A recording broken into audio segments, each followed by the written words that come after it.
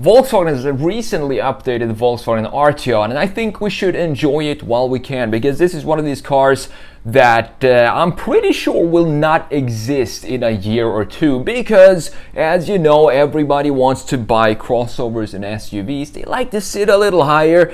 They don't want to squat too much when they go in and out of the car. This is one of these cars that a lot of people want but nobody buys, and it's a shame because just look at it. Definitely the most beautiful Volkswagen on sale today. So what we're going to do in this video, I want to show you the updates. It's a very tiny update specifically on the exterior, some updates in the front end, and we're going to talk about the R line here, which is in my opinion the most beautiful one, and then we're going to have a look at the interior as well. So I'm going to show you the front, side, and rear, the updates from the previous pre-facelifted model, and then also the big changes that we have in the interior in Photoshop. So the new one has a 2-liter 4-cylinder, which we had before as well, but here it makes 300 horsepower. You also have 295 pound-feet of torque. You now have a 7-speed dual clutch automatic instead of the old boring traditional 8-speed auto, and you can have this with 4-wheel drive or all-wheel drive. And the Arteon R-Line starts at around $42,000, but put in another $4,000 and you'll get the R-Line SEL, which you can get with 20-inch graphite wheels, which instead of the boring 18-inch wheels, which looks too tiny for this type of car. And you also get all-wheel drive, and I think the $4,000 price bump is definitely worth it to get all of those features. You also get more stuff on the interior and features there as well. But let's have a look at the design here of the Arteon R line. Up top we have the 2018 model. So this came out in 2018, and it hasn't really changed a lot, as you can see in the front end. We do have some changes. This is where the changes actually happen on the exteriors in the front. What I love about this is that we have very nice line flow in this design all over the place, even in the front end, going into the side and also going into the rear. More on that when we look at the side view. I love these simple graphics that we have in the front end, these big LEDs. This grille sits low and it's stretched out beautifully across the entire width of the front end. We also have this very nicely sculpted air intakes down here in graphics, which looks super simple, and that's all about Volkswagen design language, is to keep things very simple. When I was studying car design, we did 3 projects, one with Lamborghini, one with Audi, and one with Volkswagen. Volkswagen was always the brand that said that every single line on the car, every single little design graphic feature needs to have a specific purpose. And you can definitely tell that when you look at Volkswagens. They look very dialed back, and everything should have a purpose in their design. And I think this has that as well, even though this is, as you can see, the R line, a little bit more sporty. I love the design of these wheels, and these are the 20-inch that you could get back in 2018 as well. Looks a lot better than the 2018 the 18-inch wheels. So let's have a look at the new ones right here. So I do prefer, look at the wheels, I definitely prefer these 2018 wheels over these. These look too crossover SUV-ish, while these looks proper sport wheels.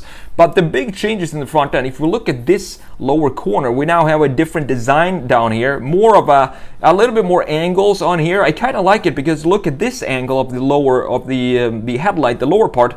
It now has the same angle right here. So these are now parallel with each other, which I think looks really good. We also have a bit of a different texture or graphics inside of the grille, and the big change at night is that you can now see the big LED here light up all the way. It stopped at this point in the previous pre-facelift, but now we have a big LED bar stretching across underneath the Volkswagen logo right here and across the entire front end, making it look even wider at night, which I think is a really cool feature. And a bit more details right here that are changed. We now have this wing going up instead of having it be kind of broken right here in the middle with this graphic piece. Not sure if I prefer the new one or the old one. I think I actually prefer the old styling of the front end, but I would love to have this LED included in the old one. So if I could have that, that would be my optimal version of the Arteon. Let's have a look at the side view. Nothing really to compare here between the pre-facelift, but I just want to give you this view because it is a beautiful view. Look at the line flow that we have all over this car. We have this shoulder line going straight from the tail light in, from the ducktail back there, into the corners of the key graphic features in the front and the rear, which are of course the headlight and the rear light. And then we have this nice line in the bottom as well going into the bumper, same kind of lines as we have in the new one. So there aren't really any changes on the facelift in the side. Usually this is what happens when companies facelift cars. It's literally in the word facelift, they lift up the face and you don't really bother too much with the side and the rear. I don't think we have any changes in the rear either. Let's have a look. This is the comparison again here from the 2018 up top and 2022 down here. I don't think I see any change whatsoever in the rear end. However, it is still a very, very good looking rear end, very clean. I love these taillights. These have the same kind of graphics as we have in the headlights in the front. We have the same kind of connection with the tail end graphics as we have in the front end, and I always like when cars do that. It looks really cool. These kind of maybe could have been a little sportier in the R-Line version. The exhaust pipes right here, this looks a little too luxurious for me. If I want to have a sports car, want to have the tailpipes be a little more pronounced, maybe not so Mercedes S-classy integration or BMW 7 Series like we have right here, but it's still a very, very good looking car. And also I love that we have a lot of horizontal lines going from one end all the way to the other to emphasize the width of this car. Now the interior, this is where it really gets interesting because this is where the big changes actually happen for the Arteon.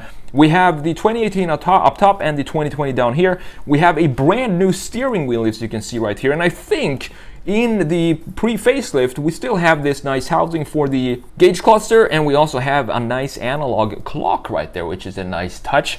But I think these, the analog, the gauge cluster, I think these are actually analog, which I don't mind. I actually, as I said before, I kind of prefer this layout when we have a screen in the middle, and then we have the gauges being analog, because sometimes companies make a fully digital gauge cluster, but you can't move the tachometer or the speedometer, so they are there but just digital, and it doesn't really make sense. If you have a fully digital display, you kind of want to have fully customizable function to it as well. Then we have a bit of a small screen right here, and this steering wheel kind of looks a little dated, I would say, for today's standards. As I said, this came out in 2018. So the good news is that they updated the steering wheel to have it be more in line with the rest of the lineup right now. And as you can see, we now have a big massive screen here in the middle, fully digital, all of it, and we also have a bigger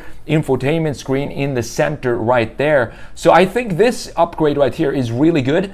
We still have, as you can see, the cozy house here for the gauge cluster. Looks really cool. We have this screen separated from this screen. We don't have a big platform that is a TV sitting on the dashboard, which I really prefer this layout and the Arteon layout in general. We also have new air outlets here. This has been redesigned. You can see we have more of I would say elegant lines here with these air outlets, the vents right here, and here they become a little bit more static. So the housing for the greenhouse for the gauge cluster has actually been changed as well. But overall, I think it's a really cool car. Unfortunately, as I said, this is one of these cars that is not going to be around for long.